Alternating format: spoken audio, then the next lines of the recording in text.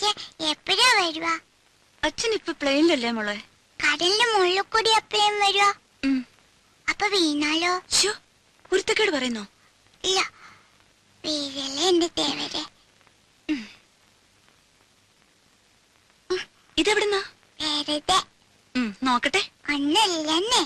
നീ ഒന്ന് കാണിച്ചോ നോക്കട്ടെ.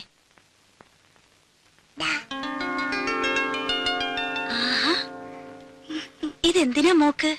എനിക്ക് വേണം. എന്തിനാ? അപ്പുന്റെ കഴുത്ത് കെട്ടാൻ. പട്ടുകുട്ടിയുടെ കഴുത്തിൽ റിബണോ? അച്ഛൻ വരുമ്പോ അപ്പോ ചുന്നരിനാണ്ട. അപ്പോ ഈ അപ്പു എവിടെ?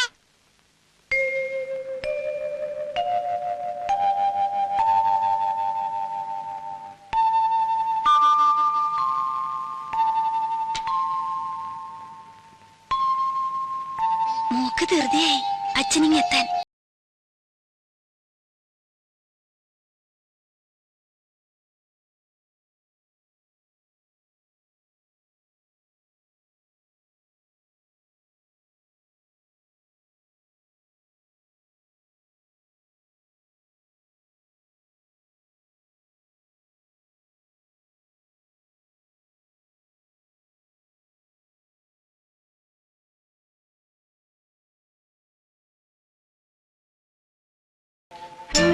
അപ്പു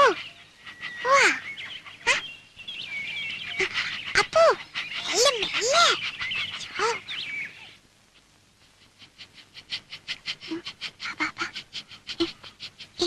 അപ്പു ഇവിടെ ഇരുന്നു, ഇവിടെ ഇരുന്നു.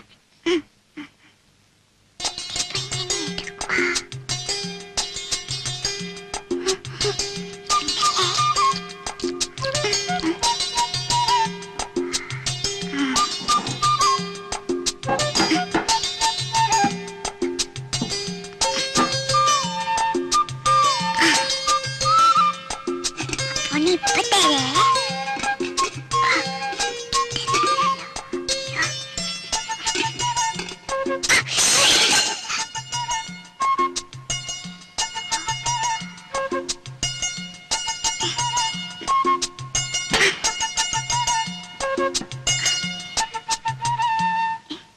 എന്താ ഇത്?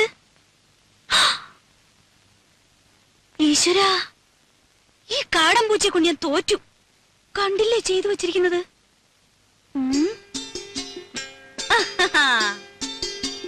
ഹായ്. പൂച്ചയായാലും ശരി ആരായാലും ശരി, ഇന്ന് അതിനെ പിടിച്ചിട്ട് തന്നെ ബാക്കി കാര്യം. കുറെ ദിവസമായി രണ്ടിനെ ഞാൻ തേടിക്കൊണ്ട് നടക്കും. ആഹാ, അത്ര കൊള്ളില്ലല്ലോ. പിടിച്ച ഞാൻ വെറുതെ വിടൊന്നുമില്ല. തൊലി ഉരിച്ച് കൊത്തി എരിഞ്ഞ് കഷ്ണം കഷ്ണമാക്കും. എന്നിട്ട് നല്ലപോലെ വിറക് കൂട്ടി തീയിട്ട് കമ്പി എടുത്ത് കോർത്ത് മുളക് അരച്ചു പെരട്ടി ചുട്ടെടുക്കും. ആഹാ, എവിടെ?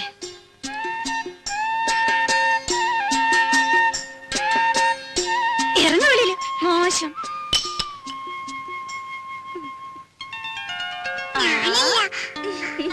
എന്റെ കുറുമ്പിക്കോതേ, നിന്നെ കൊണ്ട് ഞാൻ തോറ്റു.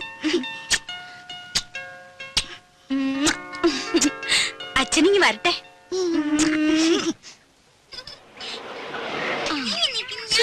ഒന്നും മിണ്ടാതിരിക്കും പിള്ളേരെ. നിക്കേ ചിന്നു ഇറങ്ങ. ഹായ് മാളൂട്ടിയെ, അങ്ങ് വലുതായല്ലോ. അപ്പച്ചൂടെ സുന്ദരി കുട്ടി. ഇവളെ കണ്ട ഓർമ്മയുണ്ടോ നിനക്ക്? ചിന്നുവിനെ മോടെ ചേച്ചിയാ, ദേടഗോപി മാളൂട്ടി. ഇത്രയും നേരമായിട്ട് കാണാഞ്ഞപ്പോ ഞാൻ വിചാരിച്ചു ഇനിയിപ്പോ എഴുത്തെങ്ങാനും കിട്ടിയില്ലയോ എന്ന്. സ്വർണ്ണ കച്ചവടമല്ലേ, അങ്ങനെ പെട്ടെന്ന് കിട്ടറിഞ്ഞ് പോരാൻ പറ്റുമോ? ഇപ്പോഴാണെങ്കിൽ കല്യാണ സീസണും. രമേശ് ചേട്ടന് വരാൻ മടിയായിരുന്നു, ഞാൻ വിട്ടില്ല. ഉണ്ണിക്കാണെങ്കിൽ കുറച്ചു ദിവസത്തെ ലീവല്ലേ ഉള്ളൂ. ഓരോരുത്തരെ അവിടെ വന്ന് കാണാൻ അവന് സാവകാശം ഉണ്ടാവോ? പോരാത്തതിന് അമ്മയുടെ പിറന്നാളും. രാജി എവിടെ? അകത്തെങ്ങാനും കാണും. പാമോനെ, അതെ, ശതാവരിക്കഴങ്ങിട്ട് വെള്ളം തിളപ്പിച്ചൊന്ന് കുടിച്ചാലോ? കാറിലിരുന്ന് ചുട്ട് മേലാകെ ഉടഞ്ഞു.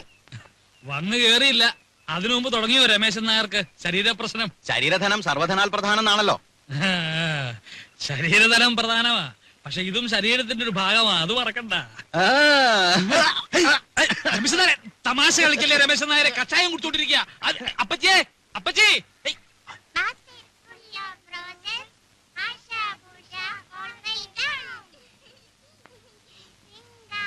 അല്ല രാജി, തിരിച്ചു പോകുമ്പോ രാജി കൂടെ കൊണ്ടുള്ള വല്ല പരിപാടി ഉണ്ടോ അവന്? ഓ, അതൊന്നും പെട്ടെന്ന് നടക്കും തോന്നണില്ല. അതിന് ഗ്രീൻ കാർഡ് കിട്ടണമെന്നൊക്കെ എഴുതിയിരുന്നു.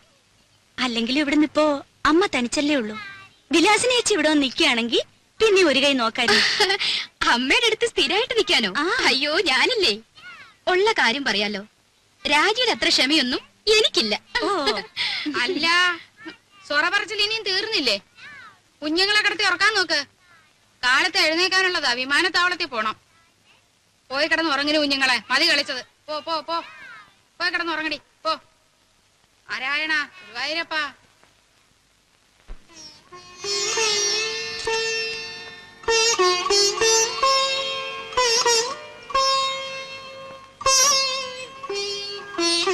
മാളൂട്ടി, എവിടെ ഈ കുട്ടികള്?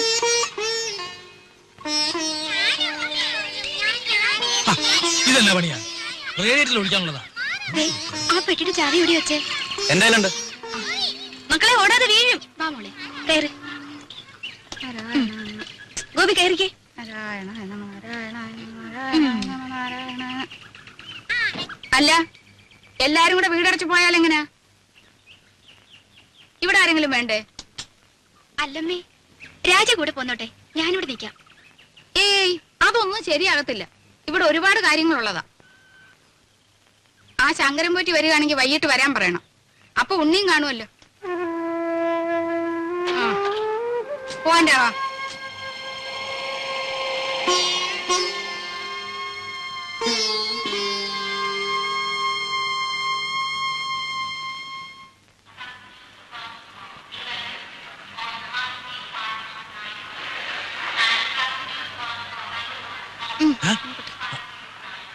വല്ലതും മനസ്സിലായോ?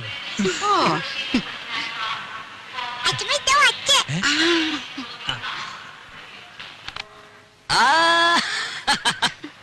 മോളെ, എന്റെ മാളൂട്ടിയമ്മേ.